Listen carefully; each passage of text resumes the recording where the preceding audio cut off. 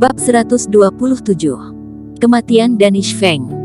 Danish Feng terkejut, dia mencoba melepaskan diri dari genggaman Eric Qin, namun dia baru menyadari bahwa tangan Eric Qin layaknya sebuah penjepit besi, mengapitnya kepalan tangannya dengan sangat kuat. Bagaimana mungkin? Wajah Danish Feng seketika menjadi pucat pasi. Pukulan seorang Grandmaster mampu menghancurkan baja, terlebih lagi, dia telah menggunakan seluruh kekuatannya. Klek. Saat itu juga, telapak tangan Eric Qin sedikit menekan, telapak tangan Danish Feng seketika patah dan membengkok ke belakang. Ah!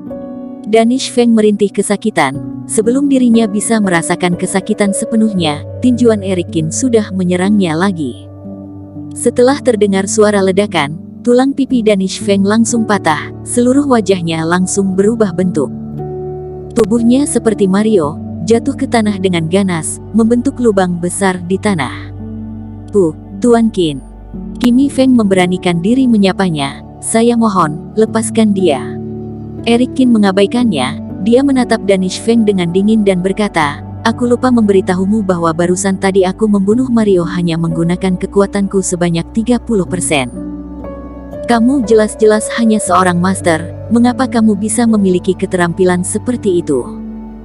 Danish Feng masih tidak ingin menyerahkan diri, dia adalah jenius yang sesungguhnya, dia yang baru berusia 35 tahun sudah memasuki tahap Grandmaster, masa depannya sangat cemerlang.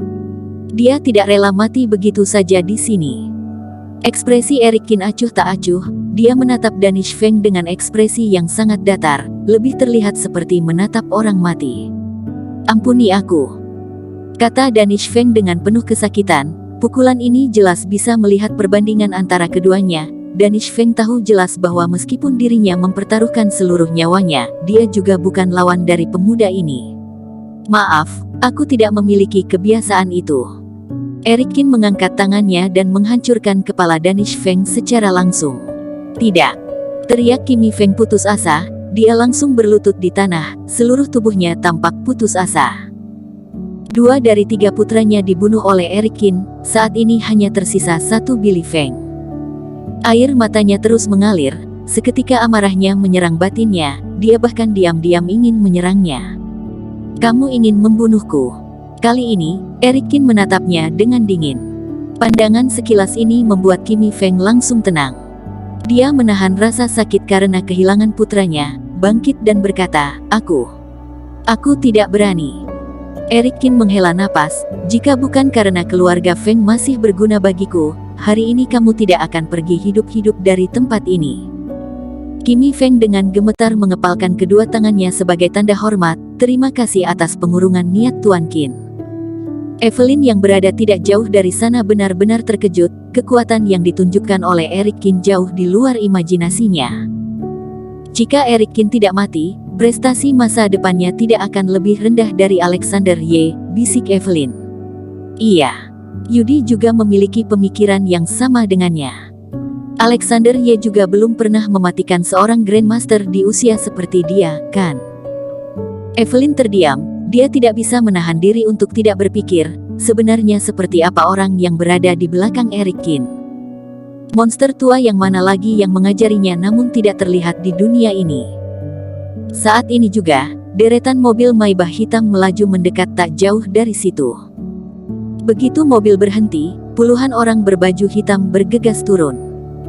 Pemimpinnya adalah seorang pria paruh baya dengan perut buncit, dia tampak sedih dan sedikit membawa rasa kebencian, saat melihat Eric Qin, seluruh wajahnya bahkan memerah. Eric Qin. Dia berjalan ke depan Eric Qin dengan sekelompok orang, kamu membunuh anakku, aku ingin kamu membayarnya. Anakmu. Eric Qin sedikit mengernyit, siapa anakmu? Pria berperut buncit itu berkata dengan marah, kamu bahkan tidak tahu siapa yang kamu bunuh. Eric Qin menunjuk ke arah Kimi Feng tidak jauh dari sana, dan berkata, kedua putranya juga dibunuh olehku, jika kamu ingin membalas dendam, silakan berbaris di sana. Pria berperut buncit itu memandang ke arah Kimi Feng, wajahnya sedikit berubah, dia berkata dengan sedikit gemetar, Direktur Feng. Mengapa Anda ada di sini? Kimi Feng tenggelam dalam kesedihan, jadi dia mengabaikannya. Pria berperut buncit itu mengertakkan gigi dan berkata, omong kosong, dengarkan baik-baik, jika hari ini aku tidak mempenjarakanmu, aku akan menghapus margaku dari namaku. Tuan Qin, orang ini adalah Jose Wang dari kota D. Dia bergaul dengan baik di kedua belah pihak, pandai menjalin hubungan yang baik. Belakangan ini dia sedang mendambakan kota F. Kevin Jin berlari dan memberitahunya. Eric Qin tersenyum, berarti dia adalah musuhmu. Ya, Kevin Jin mengangguk tanpa ragu-ragu. Banyak orang sedang mendambakan pasar kota F, dan Jose Wang adalah salah satunya.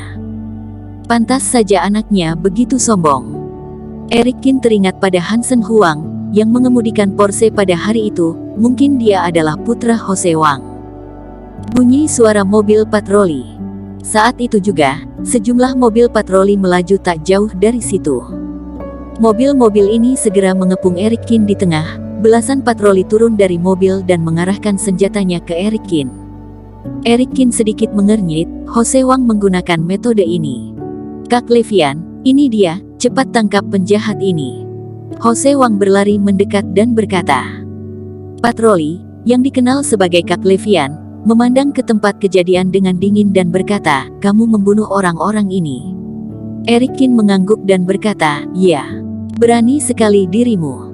Berani membunuh di siang bolong. Tangkap dia, teriak Kak Levian. Beberapa patroli segera bergerak maju dan meraih lengan Eric Qin. Jose Wang berkata dengan penuh kebanggaan, bocah, dengar-dengar kemampuan bertarungmu sangat tinggi, bukan? Jika kamu memiliki kemampuan yang hebat, cobalah melawan patroli.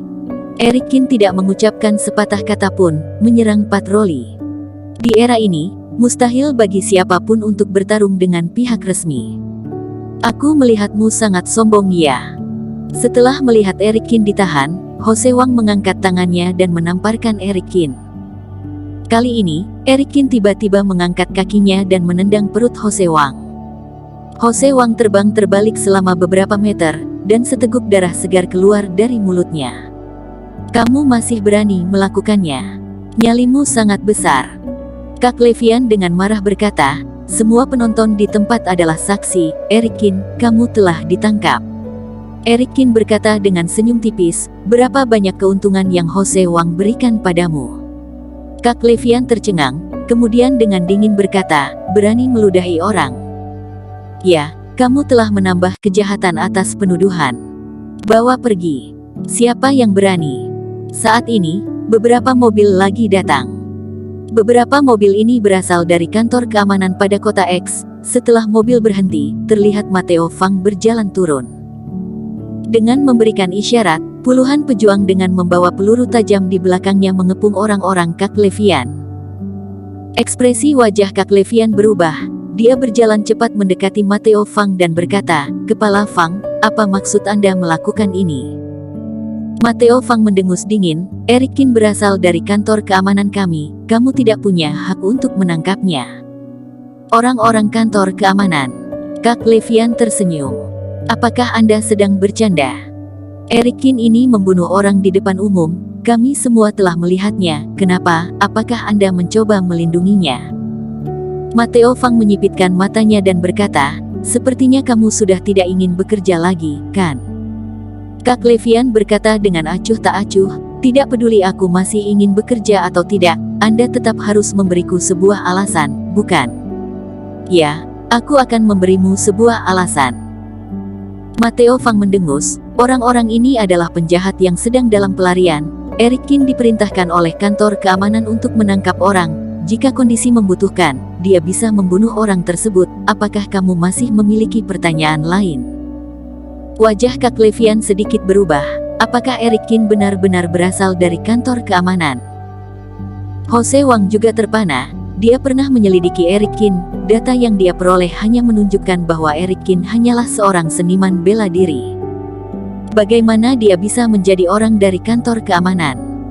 Ngomong-ngomong, kami sedang menangkap penjahat besar yang berkolusi dengan luar negeri, bernama Jose Wang. Apakah dia ada di sini? Saat ini, Matteo Fang tiba-tiba mengubah kata-katanya dan bertanya. Kepala Fang, dia adalah Jose Wang. Kevin Jin buru-buru berlari mendekat dan berkata. Wajah Jose Wang langsung pucat, dia berkata dengan ketakutan, Bu. Bukan aku hanya berbisnis dengan beberapa pengusaha luar negeri, aku tidak tahu mereka adalah buronan.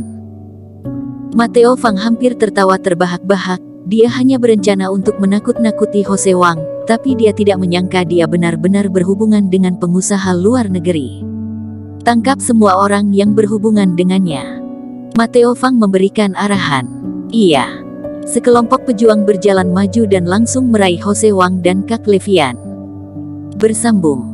Terima kasih telah menonton video ini sampai akhir. Jangan lupa subscribe dan nantikan kisah episode selanjutnya hanya di Novel Story. Salam.